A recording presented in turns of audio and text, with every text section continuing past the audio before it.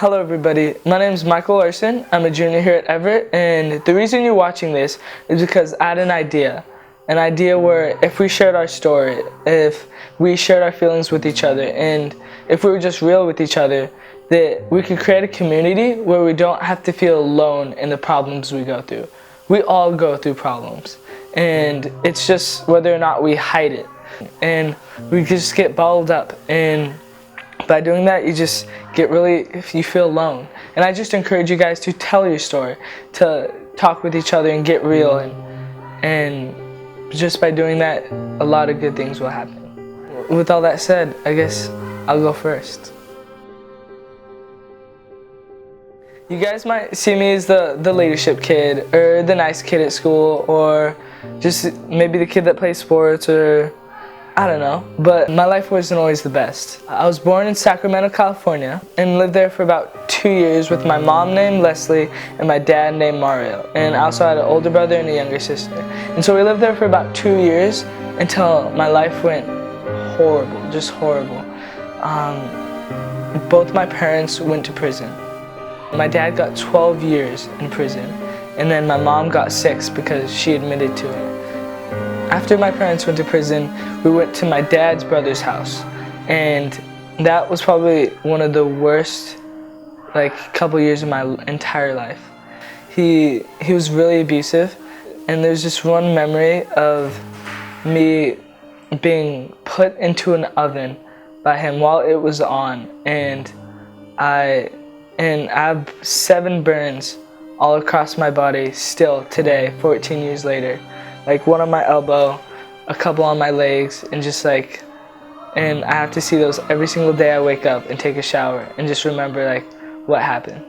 From the time that I was 3 years old to 5 years old, I went through, me, my brother, and my sister went through 6 to 7 different foster homes. And life was really hard. I just didn't know who my parents were. Me and my brother and my sister would always wonder where's mom at, where's dad at? And so my life was pretty crazy, and I think about everything that happened to me, how I was abused, how I went through all these different homes, how I didn't have parents when I was younger, and I think of where I am now, and I ended up so much better than what my story thought I was. I just encourage you guys to see the light at the end of the road, to keep on pushing no matter what, and to share your story with other people so that they can help you through what you're going with.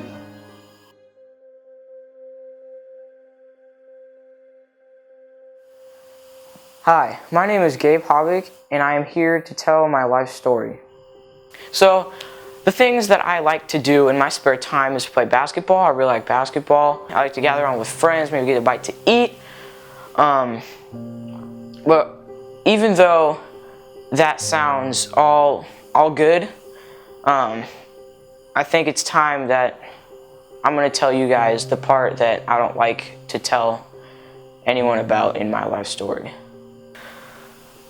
So it all kind of started when my mom was pregnant with me. My biological father, he wasn't the greatest person. When my mom came home one day from work, she walked into the living room, and my dad was sitting on the couch, and he just blew a fuse. It was really random, and he started to kind of just slap my mom and kind of start beating her and headbutting her, and that continued to happen for about maybe 2 months, and then she finally left and moved in with my grandma and grandpa. Luckily, he went to jail, and he's still in there today. When my mom met my new stepdad, it's been about maybe 7 years, but things haven't been going too well. My mom's been unhappy, and she's wanted a divorce. So one of the worst moments that happened through all this drama was when I went home and my mom was telling me about her story of getting beat up just every day by my real dad. I went in my room, and I sat on my bed. I was crying. I was all these thoughts were roaming in my head, why would he ever do this? Like, I mean, it was hard. And for those of you who are going through the same thing I'm going through right at this very moment, you gotta have some sort of outlet. If like going on a walk every day is your outlet, then go on a walk. I just believe that anyone that's going through struggles right now, I believe that you and me can do it together.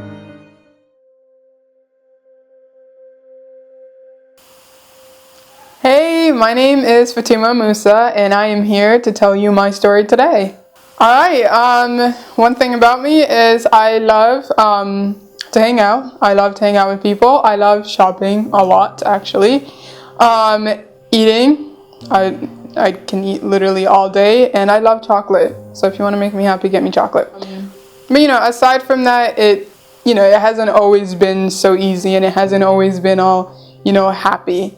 Many of you guys probably know I am from Kenya, but you probably don't know that my first couple of years of life I spent on a refugee camp. My parents were forced out of their country, literally chased out of their country, all due to, like ethnical and just, it was through racial violence that, got these people to be so violent to each other. And it's a horrible way to be welcomed into the world and grow up in a society that's just completely torn apart due to hatred and violence. Of course, life at the refugee camp was probably better than life running away from a war, but it still had so many problems to it, so many struggles to it, and food was hard to find.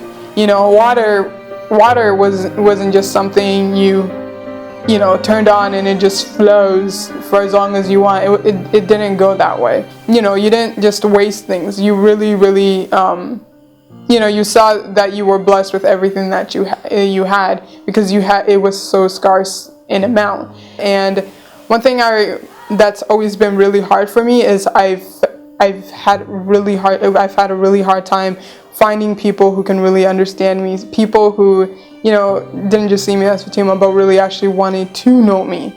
Being African and being Muslim, very huge difference right there. It's, things aren't, perfect for me. They're not paradise for me, but at the same time, I'm not going to let them get in my way because there's a lot more things I need to do out there. So if you're having problems where you feel weak, you feel powerless, know that there's so much more, that you're not the only one struggling, and most importantly that things can get worse. You have to stay grateful for everything that you have.